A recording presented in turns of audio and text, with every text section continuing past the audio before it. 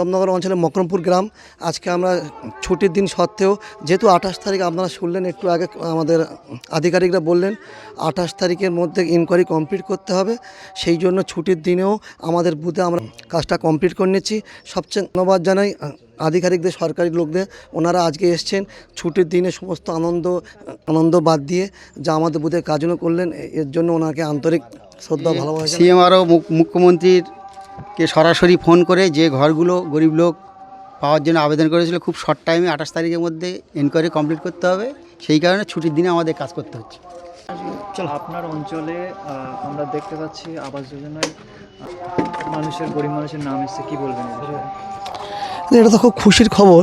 আমাদের মাননীয় মুখ্যমন্ত্রী যেভাবে তারা মস্তিষ্কে থেকে আজকের সরকার আমাদের পশ্চিমবাংলাকে বাংলা থেকে যে 3000 কোটি টাকা বঞ্চিত করে রেখেছেন, আবাস যোজনা ঘর দিচ্ছে না, সেখান থেকে আমাদের মামাটি সরকার তার নিজস্ব তহবিল থেকে যে টাকা দিয়ে আমাদের বাংলার আবাস যোজনা করছে, এর জন্য সর্বপ্রথম মাননীয় মুখ্যমন্ত্রীর ধন্যবাদ জানাই। এবং এর থেকে আমাদের প্রতাপনগর অঞ্চলের মকরমপুর গ্রাম, আজকে আমরা ছুটির দিন সত্ত্বেও যেহেতু 28 তারিখ আপনারা শুনলেন একটু আগে আমাদের আধিকারিকরা বললেন 28 তারিখের মধ্যে ইনকোয়ারি কমপ্লিট করতে হবে, সেই জন্য ছুটির দিনেও আমাদের বুথে আমরা কাজটা কমপ্লিট করে নিচ্ছি। সবচেয়ে ধন্যবাদ জানাই আধিকারিকদের, সরকারি লোকদের, ওনারা আজকে এসছেন ছুটির দিনে সমস্ত আনন্দ বাদ দিয়ে যা আমাদের বুথে কাজও করলেন, এর জন্য ওনাকে আন্তরিক শ্রদ্ধা ভালোবাসা জানাই, ধন্যবাদ জানাই। আমাদের গ্রামের আজকের যে দেখলাম সারা গ্রামের লোকের মনে একটা হাসির আবেগ এসছে, যে সুন্দর একটা তারা আনন্দ উপভোগ করছেন, যা আমাদের সরকার সারা জীবন আমাদের পাশে থাকে।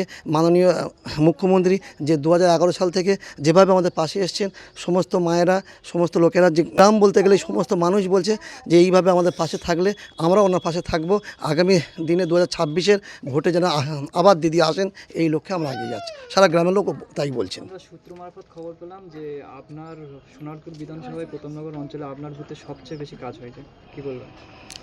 সেটা হয়েছে, অবশ্যই হয়েছে, তাতে আমাদের আমি আছি, আমরা তো কাজ বার করে আনার জন্য এর বেশি কিছু বলবো না। এটা তো যে সমস্ত মেম্বাররা থাকে, যে যেখানে মেম্বাররা কাজ করতে পারে, করিয়ে আনতে পারে, এটা তার দক্ষতা, সেটা তো আমি বলবো না, এটা মানুষই বলবেন আগামী শেষ কথা, ভোটের সময় বলবেন।